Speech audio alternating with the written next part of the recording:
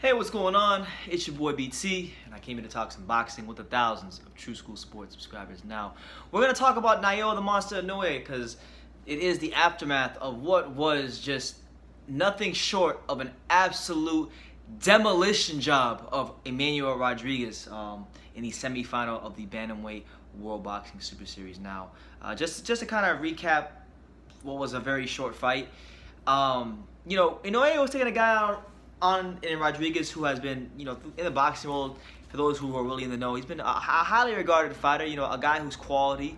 Some would even go as far as to say that maybe Manuel Rodriguez is the most talented fighter from the island of Puerto Rico. He was an undefeated world champion. He's a good boxer.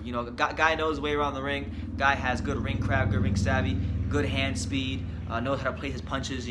So it was a fight. It was a fight that even if you thought Naoya the Monster Inoue was gonna win, that he wasn't just gonna blow through this guy. It was gonna take some rounds, and then once he got to that point where he hurt him, he would have to show that extra bit of quality to get a guy like this out of there. But that was not the case. What we saw from Naoya the Monster Inoue it really had me questioning why I don't rate this guy higher.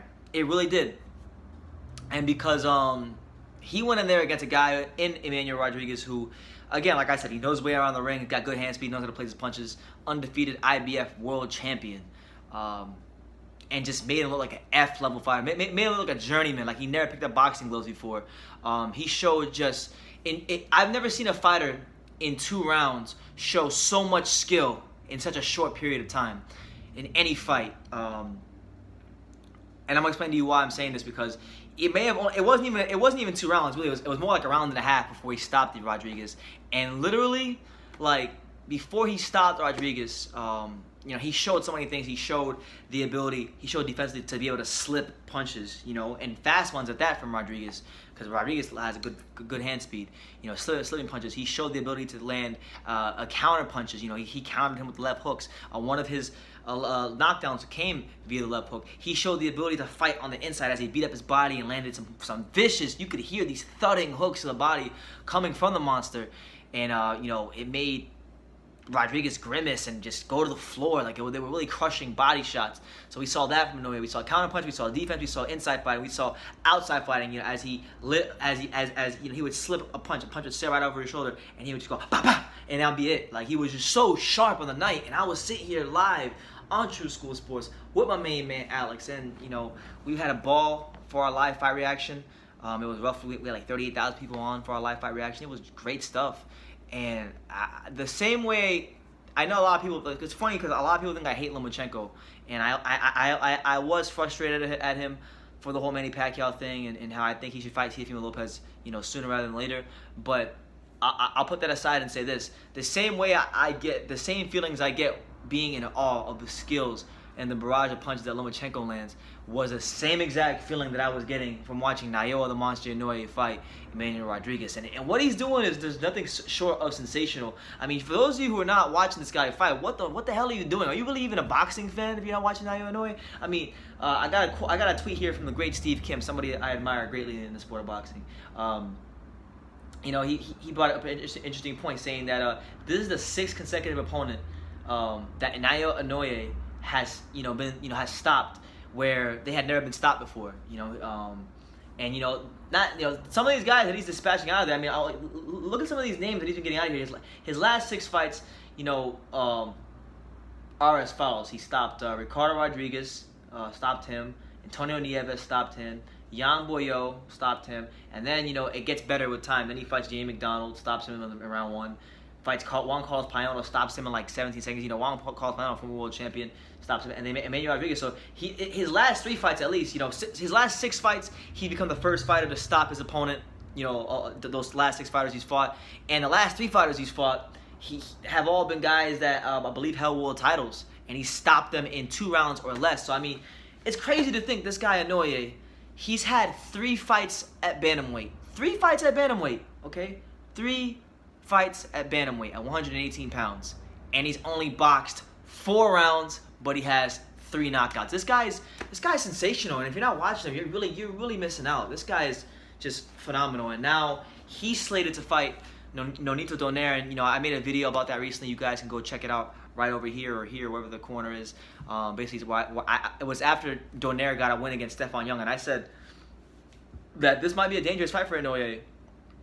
And I'll be honest with you, man, I don't know anymore. I might have to think about what I said because he's operating at such a level where I could with confidence say that at the age of 26, only 18 fights into his boxing career, that Naoya Inoue is about to meet, is about to enter his prime. You know, when your mental abilities meet up with your physical abilities at its highest peak, that's when a fighter's in his prime, and I think he's inching very, very, very close to that in the bantamweight division. So he's fighting a guy on Donaire who has a chance to go down, who I believe will be a boxing Hall of Famer. He has got a legitimate claim to the boxing Hall of Fame. This was probably the final that the WBSS really wanted because these are two of the biggest names in the bantamweight tournament. So it's a great fight for Inoue, and we know that Donaire has that puncher's chance because at this weight class, when he hits guys, they fall and they fold. It's just a matter of with Inoue, he's not just some guy who plods forward and comes straight ahead at you. He's got defense. He's incredibly slick. He moves his head out the line. He knows how to counter with the left hook. He knows how to counter with the jab. We know that he's blindingly fast. His hands are incredibly heavy, and he's just an absolutely world-class A-level fighter, A-level talent of the highest order. And I'll say this, man: if he goes out there, and let's just say, let's be hypothetical here for a second. If Inoue goes out there, his next fight in the World Boxing Super Series final, and he just blasts like Donaire out of there, and let's say he does what he's been doing to everybody else. If he blasts Nonito Donaire, the Filipino Flash, in 2 rounds or less, like he's been doing the rest of the guys in bantamweight, or 3 rounds or 4 rounds, so anything like that, we're gonna have to really start thinking about if this guy is the pound for pound best fighter in boxing. And I know the argument for him would be the fact that he doesn't have the best names on his resume, but I mean the names are starting to pile up. Omar Narvaez, David Carmona, Dave McDonald, Payano, Rodriguez, and then to put a name like Donaire on there and do it in sensational fashion, it would really say a lot for him and do a lot for him. So maybe he doesn't have the strength of resumes that a Lomachenko or a Usyk has at the current moment, but what he does have is the it factor, the wow factor, the eye test. He's passing the eye test more than anybody in boxing. And I would even go as far as to say even just as much as Lomachenko, because, Lomachenko, when he came into the professional ranks, he had that fight with Salido, and he was tested, and, he's had moments of vulnerability. He got knocked down by Linares. So he's had moments of vulnerability, as to where with Inoue, there's been I can't really think of any moments of vulnerability in his whole entire career. Like, the guy is dominating everything they put in front of him. They put 18 fighters in front of him. He stopped 16 of them, and the only 2 he didn't stop who were the only 2 guys he didn't stop? David Carmona, so big shout out to David Carmona. And early in his career, Ryoshi Taguchi, who I believe was the world champion, right? He fought Tanaka? Is this what I'm thinking it is? Wow, I didn't even realize he fought Taguchi. Holy hell! So this guy actually beat Taguchi, who would go on to become a unified champion at light flyweight. So damn, his resume is even better than I thought it was. I'm not even giving him his just due. So he stopped. Taguchi, quality fighter. He was the only guy. He was the first guy to not get stopped by Inoue, and one of only 2 men so far through 18 who has not been stopped by Inoue. So I'm looking forward to just his fight with Donaire. There's been a lot of rumblings that that final could be held in LA, and I think that's the way to go. If you want to put the cherry on top for this tournament, I think this fight should be in Los Angeles at the Staples Center. Donaire's a well-known commodity in the Los Angeles boxing community. Inoue is a Japanese boxing sensation, and LA has a big Japanese population. So who knows? I think we'll get a good turnout there. That'd be fun. So I think that's the way they should go. And I was told recently, and I think I read recently even, that Naoya Inoue is going to be signing with Top Rank soon. And if that's the case, then Bob Arum's got himself quite the talent on his hand. Let me just, because someone in the boxing world told me that, but let me see. Is there any reports on that? Let me see. Any reports on that? Let's see. Oh yeah, he's gonna sign with Top Rank. So yeah, I'm I'm not saying anything that hasn't been reported already. Yeah, Bob Arum claims a couple of days ago, Bob Arum said that he's agreed to a deal with Naoya Inoue to sign with Top Rank after the World Boxing Super Series. And basically that if he wins this, they want to match him against Ryan Burnett, who lost early in the tournament to Donaire, which would be a good fight because Burnett's a quality fighter, and Burnett was probably the guy that most people were pegging to be the guy to beat Inoue. So look, I'm gonna say this, man. I think Bob Arum is a guy that could take Naoya Inoue and really, because when we talk about Japanese fighters, you know, in America, I can't really think of any Japanese fighters who have come to America and have been like box office sensations, box office attractions, and became like the global stars. But if there was ever a guy to be that Japanese boxing sensation in America and around the world, it is this guy right here, because anybody, I don't give a shit if you like the small weight classes or not, anybody can watch this guy and see that he's one of the best fighters in boxing. I mean, pound for pound at his weight class, one of the hardest punchers in boxing. Defensively, one of the slickest fighters in boxing. Body punching wise, one of the best body punchers in boxing. And the crazy thing is, he's getting better with every fight, and I don't think we've even seen the best of Naoya Inoue. So, man, it's just absolutely amazing what he's becoming as a fighter.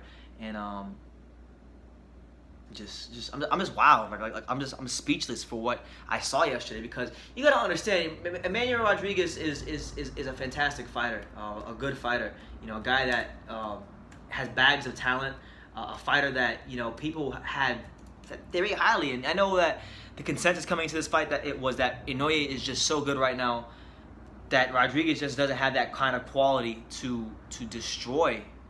Rodriguez doesn't have the kind of quality to beat Inoue, but you gotta look at everything in its proper context. You know, this is a guy in Rodriguez who is 26 years old, a young fighter, undefeated world champion in his prime, that was matched against Naoya Inoue. I didn't go as far as to say this may have been the first time in his career where he was matched against a young, undefeated, top champion in his prime, and he absolutely embarrassed him.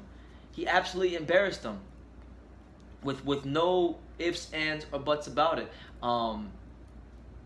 Rodriguez, you know, this is a guy that has amateur pedigree. This is a guy that represented Puerto Rico in the Olympics.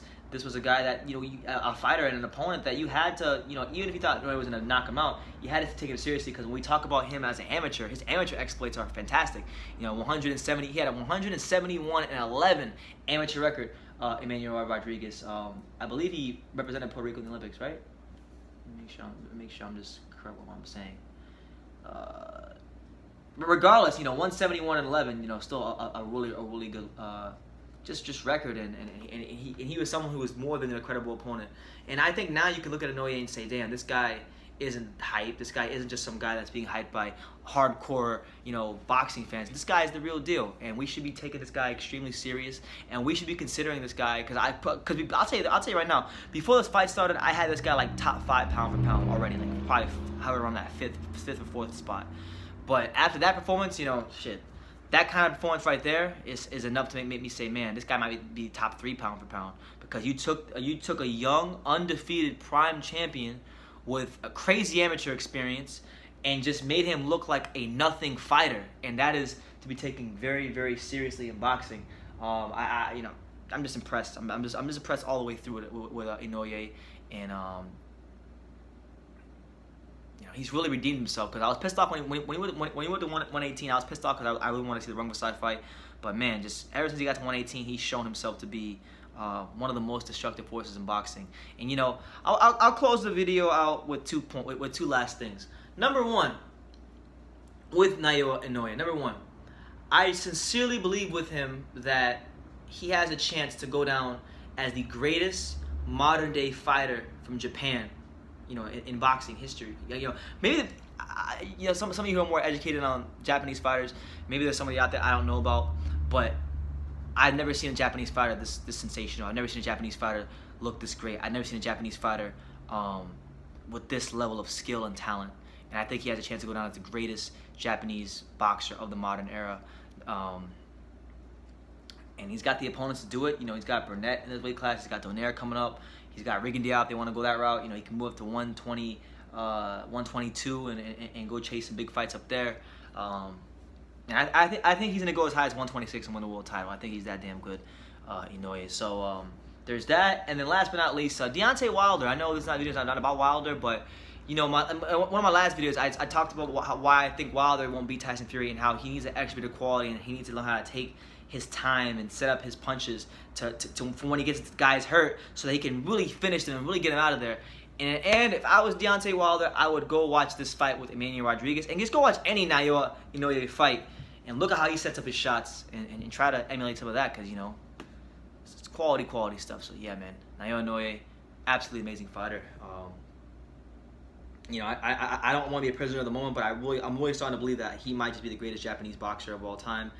I think with every fight and every performance that I see him improving and getting better and just blasting out world-class opposition, guys who have never been stopped before, opponents who have been world champions, and he's just dispatching the hell out of them and making them look like nothing fighters. You know, with every fight he's getting closer and closer, for me at least, to calling him the pound king of boxing. You know, he's that damn good, he's that damn talented, he's that damn sensational, and he deserves to be recognized, because a lot of times the small weight class, these guys don't get the credit they deserve. So yeah, just absolutely amazing performance by Naoya Inoue, and just want to get my thoughts out on that. Yeah, so you guys can get your thoughts down below in the comments down, you know, down below.